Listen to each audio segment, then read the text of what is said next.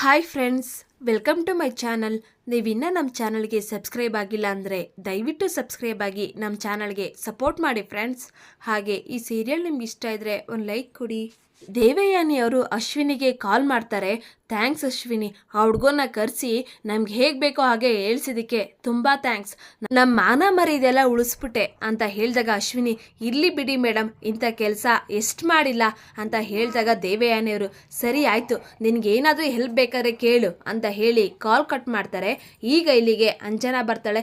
Ma'am, ಏನು ತಲೆ ma'am ನಿಂದು, ನನಗೆ ಕಾಟ ಕೊಡ್ತಿದ್ದಾನೆ ಹಿಡ್ಕೊಬಂದು ನಂದೇನು ತಪ್ಪಿಲ್ಲ ಅಂತ ಹೇಳಿಸ್ಬಿಟ್ಟಲ್ಲ ಮಾಮ್.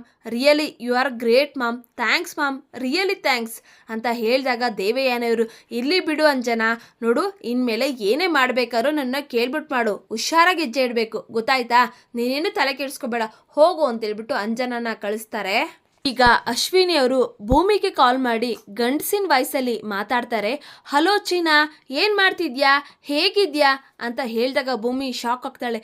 ಚಿನ್ನನ, ಯಾರು ನೀವು ಅಂತ ಹೇಳಿದಾಗ, ಯಾಕೆ ಚಿನ್ನ, ಮದುವೆ ಆದಮೇಲೆ ಎಲ್ಲ ಮರ್ತೋಗ್ಬಿಟ್ಟ ಅಂತ ಹೇಳಿದಾಗ ಭೂಮಿಗೆ ಶಾಕ್ ಆಗುತ್ತೆ. ಇಲ್ಲಿ ನೋಡಿ, ಯಾರೋ ನನ್ನನ್ನು ಚಿನ್ನ ಅಂತ ಮಾತಾಡಿಸ್ತಾ ಇದ್ದಾರೆ ಅಂತ ಮನೆಯವ್ರಿಗೆಲ್ಲ ಹೇಳ್ತಾರೆ. ಈಗ ಅಜಿತ್ ಆ ಫೋನ್ನ ಈಸ್ಕೊತಾರೆ.